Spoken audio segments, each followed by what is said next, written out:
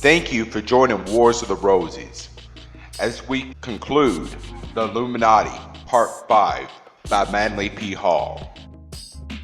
The following is taken from Horizon, Journal of the Philosophical Research Society, Spring 1947, Volume 6, Number 4. Certain Meditations Concerning Illuminism.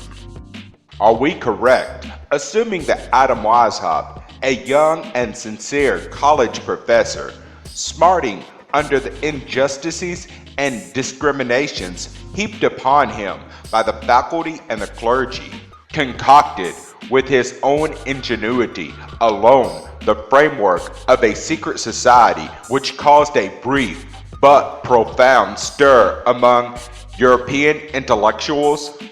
Certainly the ideals which Weishaupt promulgated had already received wide, if cautious, dissemination. He inherited his toga from the tattered mantle of the Templars and crystallized into an organization the scattered but far-reaching discontent against prevailing tyranny and intolerance. It should also be pointed out that all efforts to discover the members of the higher grades of the Illuminist order have been unsuccessful.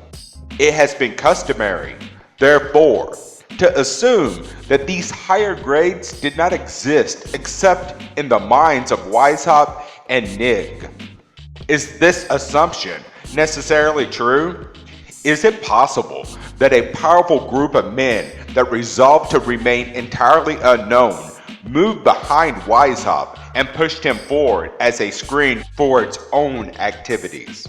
When the Bavarian Illuminati was scattered to the four winds, Weishaupt took refuge with the Prince of Saxe-Gotha, where he found haven, protection, position, and sufficient means.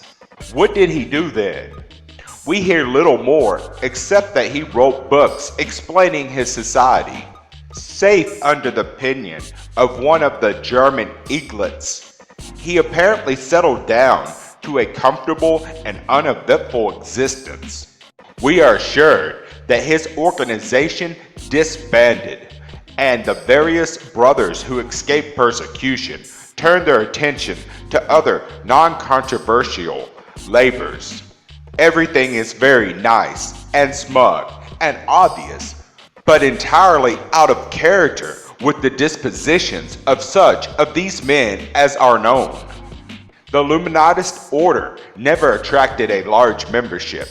Historians hazard the guess that its strength did not exceed 2,000 heads at any time, but they were distinguished heads. The roll of membership is reminiscent of the Almanac de Gotha. A considerable percentage of the brothers were men of consequence, including reigning princes, noblemen, prominent educators, scholars, scientists, and men of letters. Most of these intellectuals were addicted, at least in private, to the opinions expressed so eloquently by Rousseau and Voltaire. It is not easy to picture such a group as quietly recanting their most cherished beliefs and renouncing forever their deep-seated tendencies towards benevolent conspiracy. Some writers have nursed the happy conviction that the French Revolution, with its Illuminist motto, Liberté, Égalité, Fraternité, ended forever the need for political secret societies in Europe. A world outwardly convinced of the need for social change no longer required esoteric motivations in that direction. Here again, it seems that the conclusions are not consistent with the facts. France, after a brief interlude of disorganized independence, fell victim to the imperialistic opportunism of Napoleon I. From the collapse of the Second Empire to the present day, the political life of France has tended to prove that strong, just leadership remains a necessity unfulfilled. Nor were conditions in post-Weishaupt Germany much better. It can scarcely be said that the German states entered the 19th century solidly established in unified democratic purposes. The small principalities and free cities were focal points for countless petty intrigues until Bismarck perceived the advantage of welding them into a military and political unity under the policies of Persia. It may be worth noting that Bavaria was one of the last of the free German states to be absorbed into the Deutsches Reich. The final absorption did not take place until after the First World War.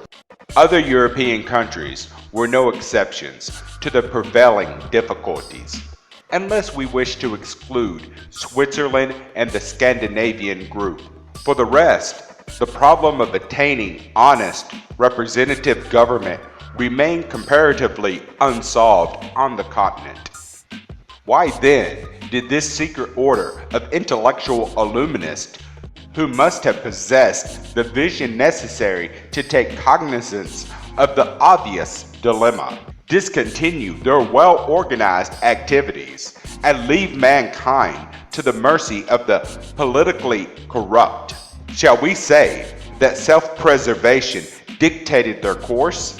Against this explanation is the well-established fact that preservation binds men together in the most abiding kind of fraternity and intensifies resolutions to accomplish the ultimate overthrow of tyranny.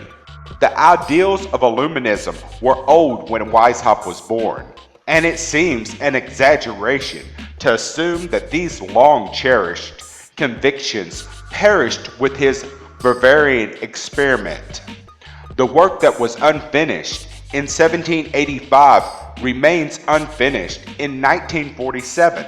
As long as the cause remains, groups of human beings will unite secretly or otherwise for the preservation of themselves and of their kind, and for the improvement of prosperity. Illuminism illustrated another important factor connected with social motions. Reforms came not from the masses, but through the masses. Progress originates among idealistic members of the privileged and autocratic classes. These men have the perspective necessary to realize the injustice caused by their own class. They also have the training and skill required for successful organization and planning. It would be important that these leaders escape the net cast by their enemies so that there can be an unbroken line of secret motivation behind the outward program of social change. Like the Knights Templar before them, the Illuminists were accused of practicing diabolical rites. But in those days, what could be more diabolical than to suggest that the common man had a right to respect and consideration? It is true, however, that an aura of esotericism emanated from the society, but it is difficult to find the source from which these magical overtones radiated. Presumably, the Illuminati was composed of intellectual agnostics, if not atheists, embedded with the principles familiar to us in Thomas Paine's Rights of Man. An agnostic transcendentalist presents a curious conflict of ideals. These sober Bavarian followers of Spinoza seem to have little in common with the disciples of Faustian demonism and the worshippers of the goat of Mendes. Rationalists have suggested that the cry of sorcery was a familiar ecclesiastical contrivance to justify the proceedings of the inquisitional court. Cagliostro had a taste of the temper of this august body when he was arraigned in Rome for the heresy of attempting to found a Masonic lodge in the Eternal City. The prosaic-minded easily can persuade themselves that with the Illuminati, the term occult implied only the secret nature of their activities and had nothing to do with the hateful religious implications associated with the word. The Illuminists are in this way pointed out as sober scholars, adventuring in the ever dangerous and thankless pursuit of attempting to apply the principles of the brotherhood of man. Reformers have never been especially popular, even when their reforms were good. If experience is of any value, it would appear that only a supreme knowledge of magical arts, including sorcery, demonism, and animal magnetism, will prove sufficient to weave the spell that can convert the world to the doctrine that honesty is the best policy. We might concur in the belief that the Illuminists were merely political idealists were it not for a weight of evidence to the contrary.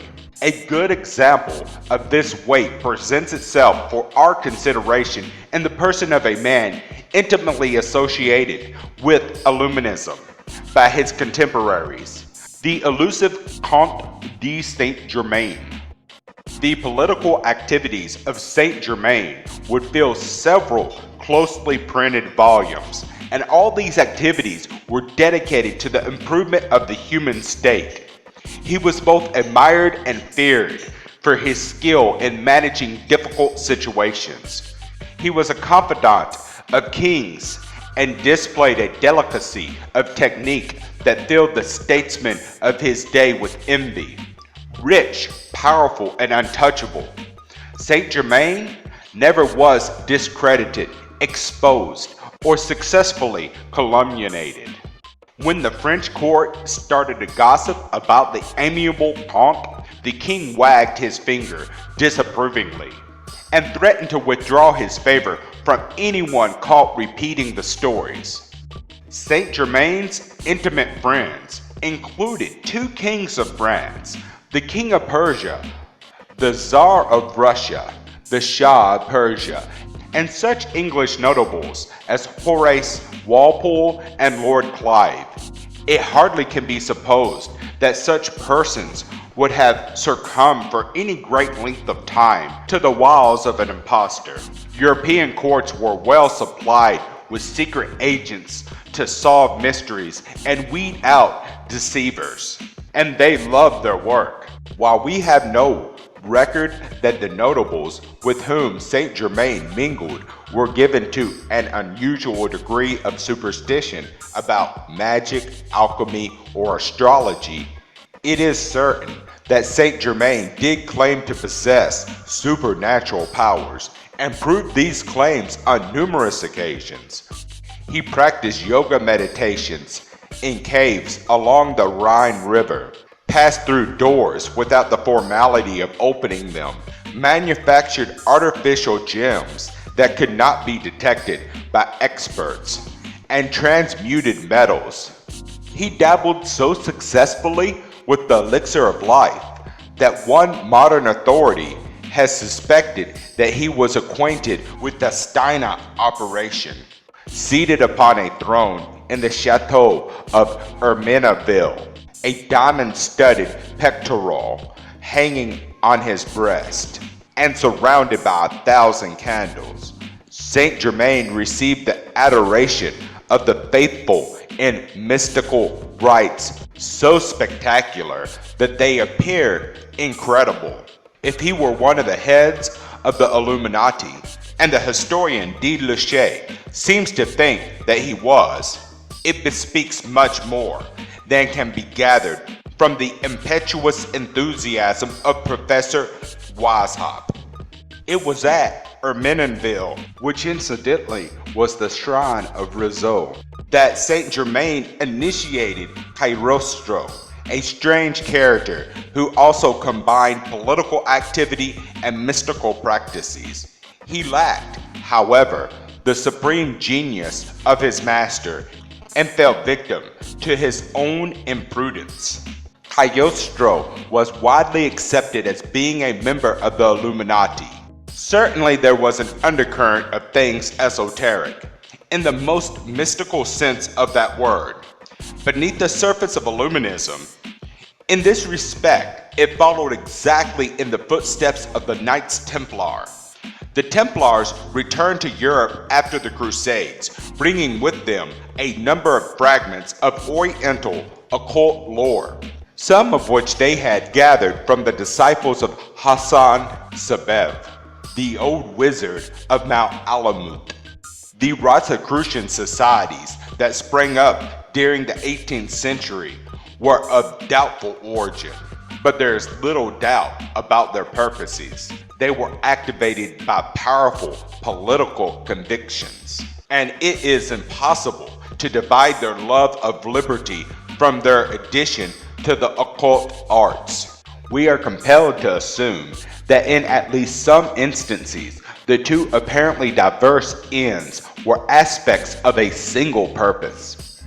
The pagan initiatory rites not only introduced candidates to the secrets of God and nature, but they taught that the real work of the initiates was to apply the mystical philosophy which they had learned in the temples to the temporal improvements of the human race. Nearly all great religious leaders have also concerned themselves with the misfortunes of the socially underprivileged. Throughout the long span of history, materialists have not been especially distinguished for the pure quality of their idealism, nor have materialists, for the most part, exhibited a sufficient strength of internal resolution to bind themselves to the unselfish service of the human need, regardless of personal consequences. It would be a crushing blow to the physical minded if one of these days it should be generally admitted that the progress of the human race is due largely to those mystics and metaphysicians who are not permitted even respectable representation in our institutions of policy and learning. If there were a deep mystical current flowing beneath the surface of Illuminism, it is certain that Weishaupt was not the Castalian spring. Perhaps the lilies of the Illuminati and the roses of the Rosicrucians were, by a miracle of nature, flowering upon the same stem. The old symbolism would suggest this, and it is not always wise to ignore ancient symbols. There is only one explanation that meets the obvious and natural requirements of the known facts. The Illuminati was part of an esoteric tradition which had descended from remote antiquity and had appeared for a short time among the humanists of Ingolstadt. One of the blossoms was there, but the root was afar in better ground. Thank you for watching. Please don't forget to share, like, subscribe, and comment. And if you can, please consider donating to Wars of the Roses through PayPal or Patreon. Links are in the description below. Thank you very much.